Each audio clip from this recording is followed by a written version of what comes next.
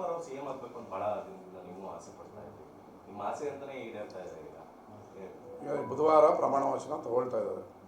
ಭಾಳ ಜನಗಳು 40 ವರ್ಷದ ಅವರ ಪರಿಶ್ರಮಕ್ಕೆ ಇವತ್ತು ಅವರು ನಂಬಿದಂಥ ದೇವರು ಹೈಕಮಾಂಡ್ ಸಿದ್ದರಾಮಯ್ಯನವರು ಈ ರಾಜ್ಯದ ಜನತೆ ಅವರ ಆಶೀರ್ವಾದದಿಂದ ಇವತ್ತು ಬುಧವಾರ ಮುಖ್ಯಮಂತ್ರಿ ಆಗ್ತಾಯಿದ್ದಾರೆ. ನನಗೂ ಸಂತೋಷ ಆಗಿದೆ.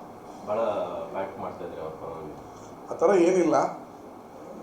ನಾನು ಅವತ್ತು ಹೇಳೋದೊಂದೇ ಇವತ್ತು ಹೇಳೋದೊಂದೇ. ನನ್ನ ಕಷ್ಟ ಕಾಲದಲ್ಲಿ ಅವರು ನನ್ನ ಜೊತೆಗೆ ಇದ್ದರು. ಅವ್ರ ಜೊತೆಗೆ ಇರಬೇಕಾಗಿದ್ದು ನನ್ನ ರಾಜ್ಯ ಧರ್ಮ. ಆ ಕಾರಣದಿಂದ ನಾನು ಇದ್ದೆ ಅಂತ ನಾನು ಅವತ್ತು ಬಹಿರಂಗ ಹೇಳಿದ್ದೀನಿ, ಇವತ್ತು ಬಹಿರಂಗ ಹೇಳಿದ್ದೀನಿ. ಮಾನ್ಯ ಮುಖ್ಯಮಂತ್ರಿಗಳಾದಂಥ ಸಿದ್ದರಾಮಯ್ಯನವರು ರಾಜ್ಯದಲ್ಲಿ ದಕ್ಷ ಆಡಳಿತವನ್ನು ಒಂದು ಕಪ್ಪು ಚುಕ್ಕೆ ಇಲ್ಲದೇ ನಡೆಸಿದ್ದಾರೆ. ಅದನ್ನು ಮುಂದುವರಿಸ್ಕೊಂಡು ಹೋಗ್ತಾರೆ ಅನ್ನೋ ಅತೀವ ವಿಶ್ವಾಸ ಜನರಲ್ಲಿ ನಮ್ಮಲ್ಲೆಲ್ಲರಲ್ಲೂ ಇದೆ. ಈ ಕಾಂಗ್ರೆಸ್ನಲ್ಲಿದ್ದ ಗೊಂದಲಗಳು ವಿರೋಧ ಪಕ್ಷಗಳು ಲಾಭ ಆಗ್ತದೆ ಅಂತ ಅವ್ರು ಯಾವ ರೀ BJP ಅವರು ಮೊನ್ನೆವರೆಗೂ ಹಿಂದೂ ವಿರೋಧಿ ಸಿದ್ದರಾಮಯ್ಯ, ಭ್ರಷ್ಟಾಚಾರಿ ಸಿದ್ದರಾಮಯ್ಯ ಅನ್ನೋರು. ಇವತ್ತು ಸಿದ್ದರಾಮಯ್ಯನಿಗೆ ಅನ್ಯಾಯ ಆಗಿಬಿಟ್ಟಿದೆ ಕಾಂಗ್ರೆಸ್ಸಿಂದ. ಸಿದ್ದರಾಮಯ್ಯ ಅಂತ ದೇವರಂಥ ಮನುಷ್ಯ. ಅವ್ರಿಗೂ ಡಬಲ್ ಸ್ಟ್ಯಾಂಡರ್ಡು, ಒಂದು ಸ್ಟ್ಯಾಂಡರ್ಡ್ ಇಲ್ಲ BJP ಅವರಿಗೆ. ನಮ್ಮ ಮನೆಯ ಗುಟ್ಟು ಇದು. ನಾವು ಹೊಡೆದಾಡ್ಕೋತೀವೋ, ಪ್ರೀತಿ ಮಾಡ್ತೀವೋ, ಮುದ್ದಾಡ್ತೀವೋ, ಅದು ನಮಗೆ ಬಿಟ್ಟಿದ್ರು. ಅವ್ರಿಗೆ ಯಾಕೆ ನೋವು ಅಂತ ಗೊತ್ತಾಯ್ತಲ್ಲಪ್ಪ. ಒಂದು ಸ್ಟ್ಯಾಂಡರ್ಡಲ್ಲಿ ಇರಬೇಕಲ್ವಾ. ಮೊನ್ನೆಯವ್ರಿಗೆ ಏನು ಮಾತಾಡ್ತಿದ್ರು, ಈಗ ಕ್ಯಾಸೆಟ್ ಚೆಕ್ ಮಾಡಿ ಮೊನ್ನೆ ಏನು ಮಾತಾಡ್ತಿದ್ರು, ಇವತ್ತೇನು ಮಾತಾಡ್ತಿದ್ರು. ಸುಮ್ಮನೆ ಅವ್ರಿಗೇನು ಟೈಮ್ ಪಾಸ್ ಮಾಡೋಕ್ಕೆ ಏನು ಬೇಕೋ ಅದು ಮಾತಾಡ್ತಾ ಇರ್ತಾರೆ. ಅವ್ರ ಮಾತಿಗೆ ಒಂದು ತೂಕ ಇರಬೇಕು ರೀ. ವಿರೋಧ ಪಕ್ಷ ಅಂತ ಹೇಳಿದ್ರೆ ಈಗ ದೇವೇಗೌಡರು ದೇವರಾಜ ಅರಸಕ್ಕೆ ಅಂತ ವಿರೋಧ ಪಕ್ಷದಲ್ಲಿದ್ದರು. ಅವ್ರು ಮಾತಾಡ್ತಾರೆ ಅಂದರೆ ದೇವರಾಜ ಅರಸು ಅವರು ಸರ್ಕಾರ ನಡಗದಂತೆ. ಯಡಿಯೂರಪ್ಪನವ್ರು ಮಾತಾಡ್ತಾರೆ ಅಂದರೆ ವಿಧಾನಸೌಧ ಗುಡುಗುತ್ತೆ ಅನ್ನೋರು. ಈ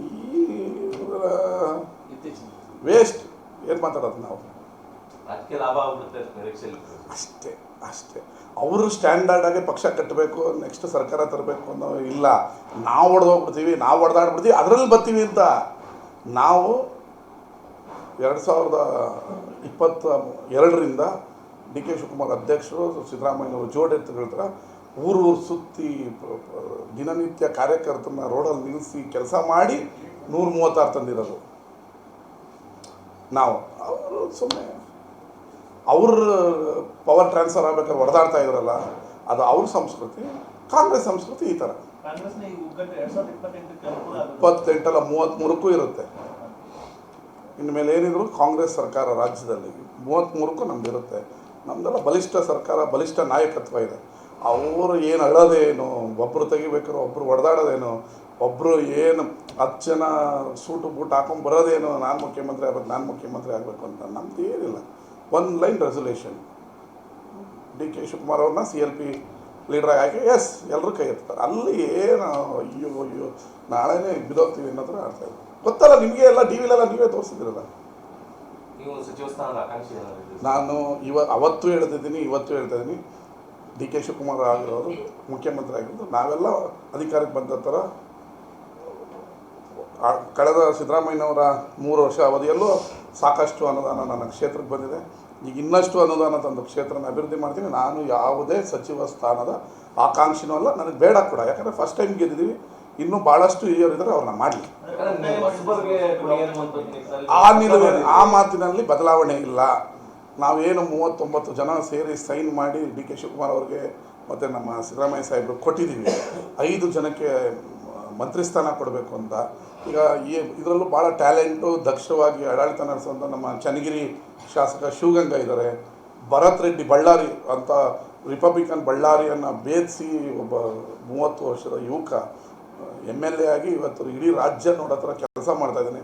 ಭರತ್ ರೆಡ್ಡಿ ಆಗಲಿ, ನಮ್ಮ ಕೋಸ್ಟಲಿಂದ ಅಶೋಕ್ ರೈ ಆಗಲಿ, ಈ ಥರ ಒಂದು 5 ಜನಕ್ಕೆ ದಕ್ಷ ಯಾರು ಇದ್ದಾರೆ ಅವರು ಕೊಡಲಿ.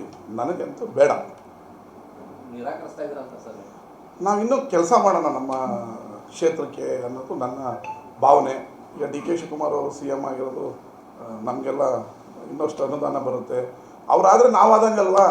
ನಾವೇ ಕೊಡಬೇಕು ಅಂತ ನಿಂತ್ಕೊಂಡ್ರೆ ಇರಿಟೇಷನ್ ಆಗಲ್ವಾ. ಬೇರೆಯವ್ರು ಮಾಡಲಿ. ಒಂದು 2 ಸಿಗಲಿ ಅನ್ನೋ ಭಾವನೆ ನಮಗೆ. ಈಗ ಚಲುವರಾಯಸ್ವಾಮಿಯವರು ಭಾಳ ದಕ್ಷವಾಗಿ ಅಧಿಕಾರ ಮಾಡಿದ್ದಾರೆ. ಜಿಲ್ಲೆನ 10,000 ಕೋಟಿ ಇಲ್ಲಿವರೆಗೂ ತಂದು ಅಭಿವೃದ್ಧಿ ಮಾಡಿದ್ದಾರೆ. ಅವರಂತೂ ಮುಂದುವರಿತಾರೆ. ಅವ್ರ ಜೊತೆಗೆ ಇನ್ನೊಂದು ಕೊಡಲಿ ಅನ್ನೋದು ಭಾವನೆ.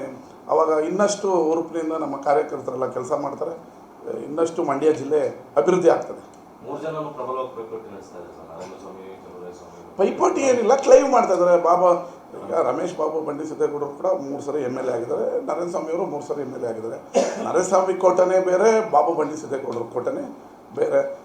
ಬಾಬು ಅವರು ಅವ್ರ ತಂದೆ ಅವ್ರ ತಾಯಿ ಎಲ್ಲ MLA ಆಗಿ ಅವ್ರದ್ದೇ ಆದ ಕಾಣಿಕೆಯನ್ನು ಶ್ರೀರಂಗಪಟ್ಟಣಕ್ಕೆ ಕೊಟ್ಟಿದ್ದಾರೆ.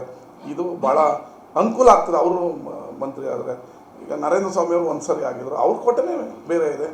ಇವರು ಇನ್ನೊಂದು ಮಂತ್ರಿ ಸ್ಥಾನ ನಮ್ಮ ಜಿಲ್ಲೆ ಕೊಟ್ಟರೆ ಇನ್ನಷ್ಟು ಅಭಿವೃದ್ಧಿ ಆಗ್ತದೆ.